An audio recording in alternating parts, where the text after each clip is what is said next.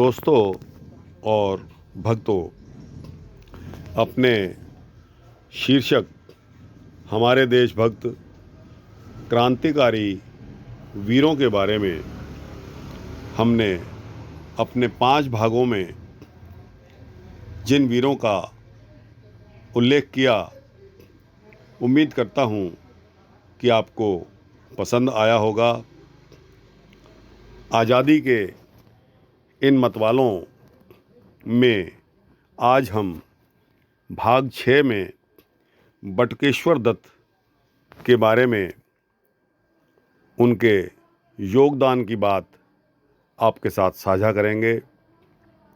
उम्मीद है कि आपको पसंद आएगा।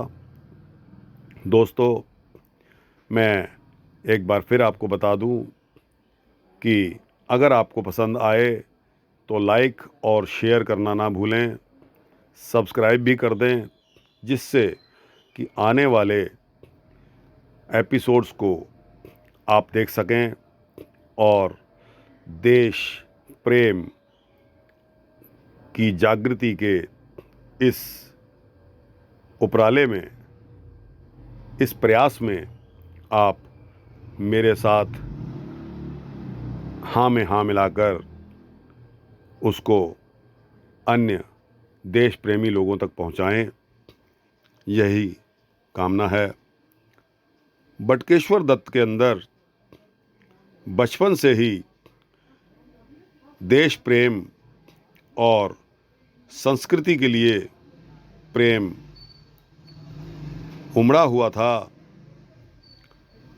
बटुकेश्वर दत्त 14 वर्ष की अवस्था में ही भारत के स्वतंत्रता सेनानी संग्राम में हिस्सा लेने के लिए निर्णय ले चुके थे।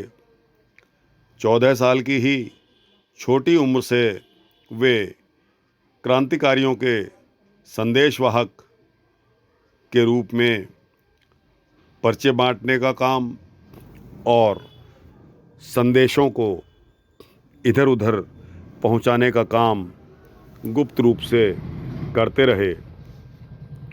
स्वतंत्रता संग्राम में एक घटना घटी थी जो क्रांतिकारियों की वीरता का उदाहरण बनी। वह घटना थी दिल्ली की नेशनल असेंबली में भगत सिंह द्वारा बम का फेंका जाना। बम फेंकते समय भगत सिंह ने कहा था, अगर बहरों को सुनाना हो तो आवाज़ जोरदार करनी होगी। इस घटना में बटुकेश्वर दत्त भी भगत सिंह और सुखदेव के साथ थे। इन तीनों को पुलिस ने गिरफ्तार कर लिया। भगत सिंह और सुखदेव पर अनेकों केस थे, इसलिए उन्हें तो फांसी की सज़ा सुना दी गई।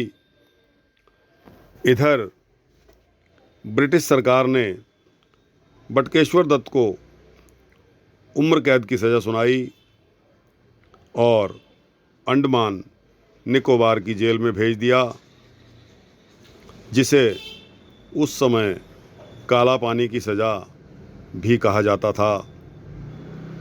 काला पानी की सज़ा के लिए बटुकेश्वर दत्त पर अंग्रेज़ों ने बहुत सारे अत्याचार किए, जिससे वे मरते मरते बचे।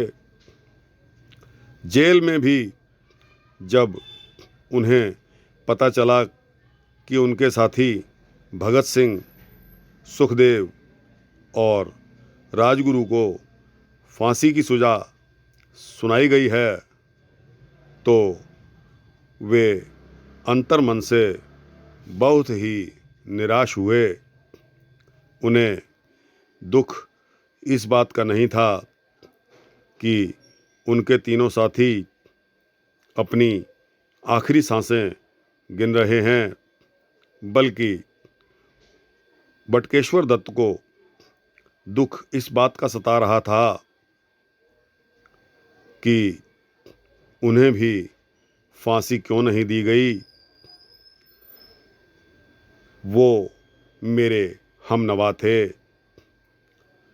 तो दोस्तों, इस तरह के जज्बात अपने अंतर्मन में लिए हुए बटुकेश्वर दत्त को यह मलाल भी था कि जब उनके तीनों साथी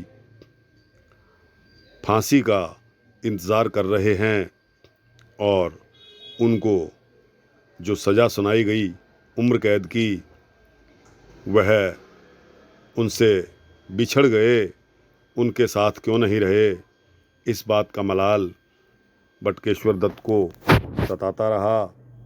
कितने सुंदर, निर्भीक और साहसी जज्बात थे बटुकेश्वर दत्त के कि अलग रहते हुए भी आत्मा तड़प रही है अपने हमनवा सैनिकों, देशभक्तों, क्रांतिकारी वीरों को मिलने के लिए। ऐसे जज्बात हमारी नई पीढ़ी के अंदर अगर भर दिए जाएं तो मैं यकीनन बताता हूं कि हमारा देश एक बार फिर सोने की चिड़िया, विकसित देश के रूप में राजगुरु और सब देशों में उत्तम होकर निखरेगा, ऐसी कामना करता हूँ। मेरे इस एपिसोड को देश प्रेमियों तक ज़रूर पहुँचाएं, ऐसी उम्मीद करता हूँ। जय भारत, जय हिंद, धन्यवाद।